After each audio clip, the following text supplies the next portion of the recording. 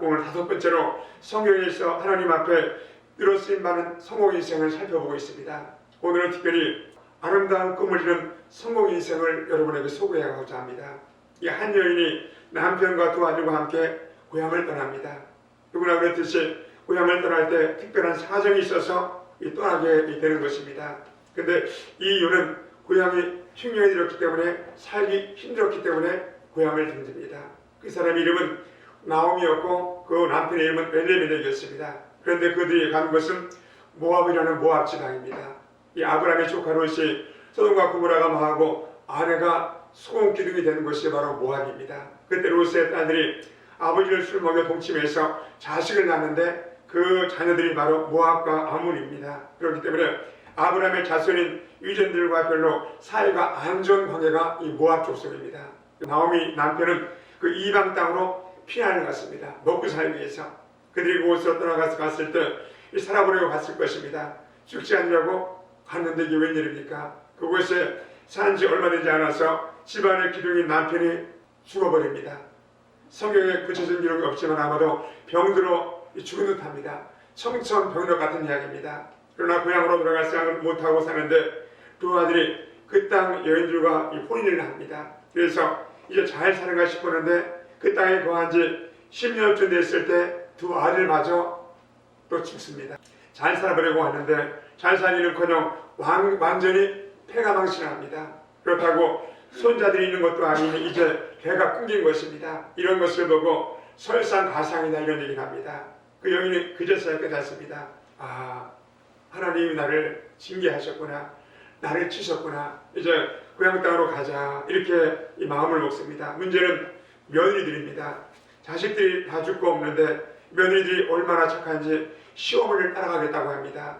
기가 막힌 노릇이 아닙니까? 그러자 시어머니가 두 자부 며느리를 설득을 합니다. 오늘 루키서 8절입니다. 나오미가 두 며느리에게 이르되 너희는 밖에 너희 어머니의 집으로 돌아가라. 너희가 죽은 자들과 나를 선대한 것 같이 야곱께서 너희를 선대하시기를 원하며 야곱께서 너희에게 허락하사 밖에 남편의 집에 위로를 받게 하시기를 원하노라 하고 그들에게 입맞추며 그들이 소리 높여 울며 나오미에게 이르되 아니니이다. 우리는 어머니와 함께 어머니 백성으로 돌아가겠나이다 하는지라. 나오미가 이르되 내 딸들아 돌아가라. 너희가 어찌 나만 빼앗으려느냐. 내 태중에 너희 남편의 아들들이 아직 있느냐. 내 딸들아 되돌아가라. 나는 늙었으며 남편을 두지 못할지라. 가령 내가 소망이 있다고 말한다든지 오늘 밤에 남편을 두어 아들들이 낳았다 하더라도 너희가 어찌 그들이 자라기를 기다리겠으며 어찌 남편 없이 들여야겠다고 결심하겠느냐. 내 딸들아 그렇지 아니하니라.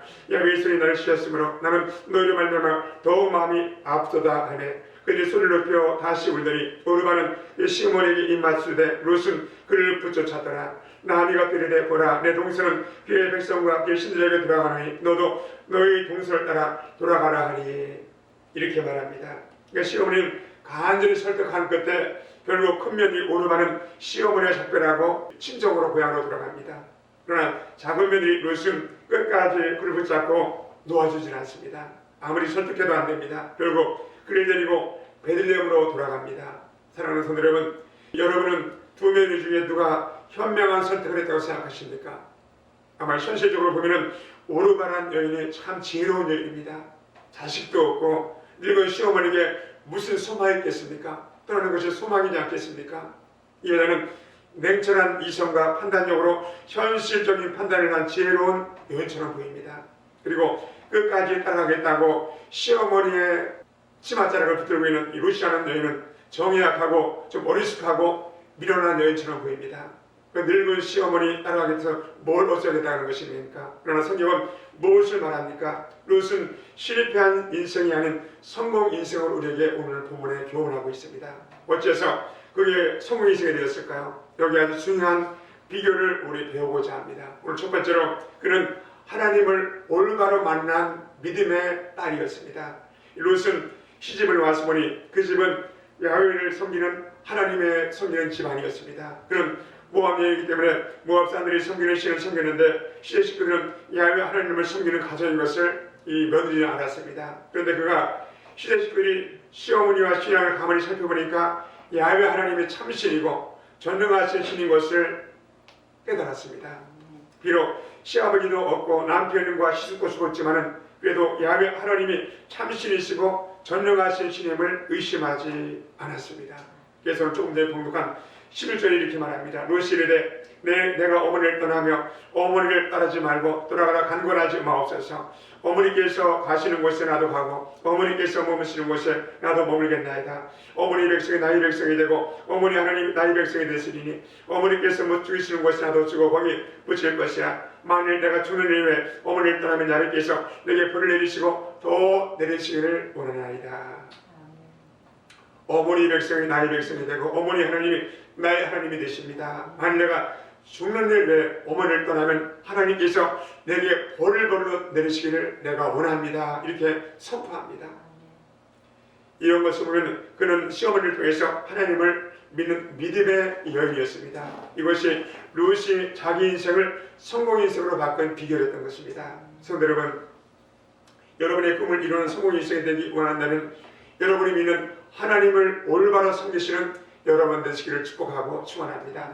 우리 하나님은 우리 인생의 주권자이시며 우리 인생의 가이드시며 인도자이십니다.